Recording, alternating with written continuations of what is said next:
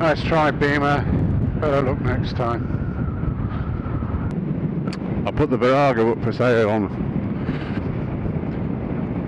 a few sites recently. Just trying to wing it, looking at the dealer prices, and I put it in as a bit of a cheeky $17.99 onto Bennett's and a couple of other places, and I wasn't getting anything through at all in terms of interest. So I bit the bullet and I put it onto eBay at 10 quid listing fee, and then up to 20 quid or something like that if it sells for anything up to 2 grand, something like 1% fees. And I put it on at $11.99, reasonable price.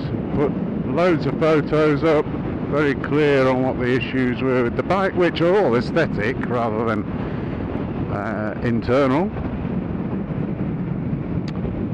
Described the bike accurately, and I sat around and I really thought, I was getting a few messages, 1 or 2, and I really thought the bike wasn't going to get anything for that price. And then suddenly on Saturday morning, 36 hours beforehand, it got a bid, and then it sat at that bid and sat at that bid. And I went out yesterday. There was a big scooter rally from Knaresborough to York. 500, 600 scooterists all turning up at the Mother Shipton's car park between 11 o'clock and 1 o'clock, and then ride from Knaresborough through to York from 1 o'clock. Absolutely fascinating to see all these old scooters. It wasn't just old scooters though, I mean there were a couple of maxi scooters, there was some of the newer stuff, and there was a couple of bikers there as well, just come along to have a look, which was great. And we didn't go. I was with a mate who brought another couple of mates that I'd not known. He'd been going on this since its inauguration back in 2000 or whenever it was. What they used to do when everybody was setting off was get everybody ready. So you got hundreds of scooter riders all lined up in the car park, all ready to go, except those whose scooters failed to start or just suddenly developed another problem. Then somebody would hold the traffic, and they would all go in a massive long procession, one procession. It must have been absolutely huge. But yesterday it was all dribs and drabs. People went when they want. And so I was only in a group of 5 or 6 at one point, 12 at another point. Then my mate's bike started getting some problems. It kept slipping out of third gear. He'd just done the gears and clutch over the weekend. Thought he'd fixed something. He didn't know what it was. Kept slipping out of third gear. You could see it. He'd be riding along at whatever pace, and then suddenly bang, he's got nothing there whatsoever. And so we turned around after about just over halfway, and we got most of the way back. And about a mile from his home, we'd just gone past a pub, and suddenly he had no gears at all. And luckily we were in traffic and we were just stopping anyway because of the traffic. So we pulled over to the side of the road, had a look at it, couldn't do much with it there. Wheeled the bike back to the pub, which was only 50 yards away. Went for a shandy. Got his missus to come over with the van,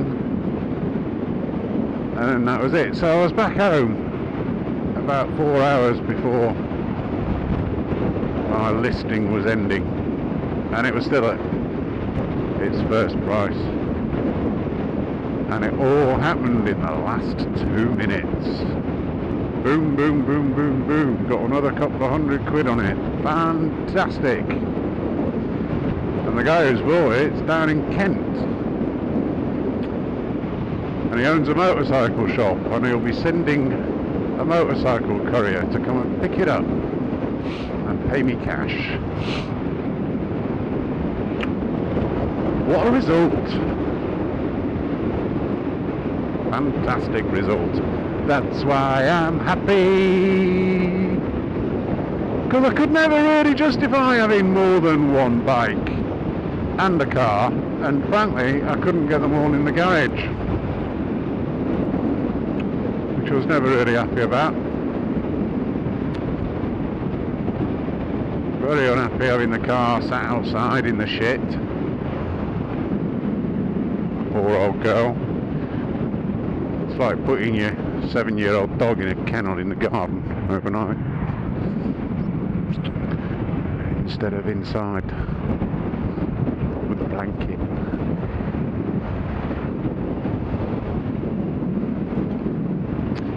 So I'll be down to one bike, this one, very soon. I was just looking at eBay this morning actually, and I put in my bike's type, Vespa GTV 300IE, and there's only 2 for sale. One of them's at £3,500 and one of them's at 4,600. And the people that are selling it, yeah, they're traders, so they've learned all the tricks about making it look super fantastic and putting whatever fake paint there is that you put on the exhaust to make it look like the exhaust is perfectly alright. So you do have to be very careful with traders. They do try and make the bike look so good, when actually after a week's worth of riding it, it's back to what it originally should have been, and you should have known it looked like. Anyway, one of these people said this is the rarest, the GTV 300IE, the rarest modern Vespa. There were so few of them made. And I have to say, out of every scooter that was there was a few Vespa GTSs there yesterday. There wasn't one other Vespa GTV. There wasn't one bike there with a light on its front fender. Some guy came over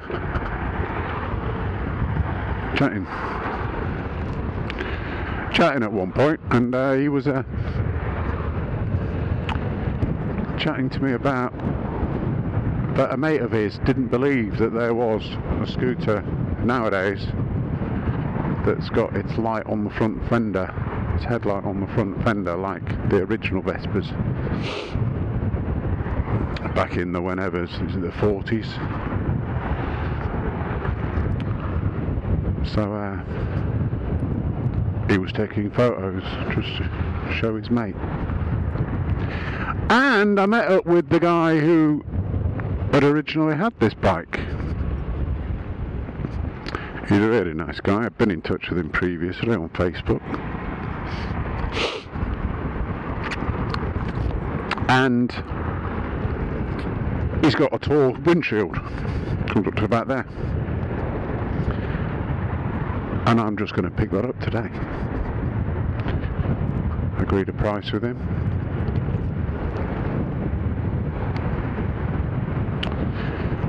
So that should be good as well.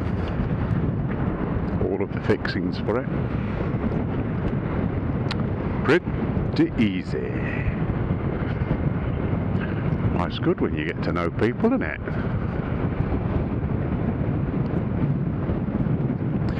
Anyway, I'll sign off now.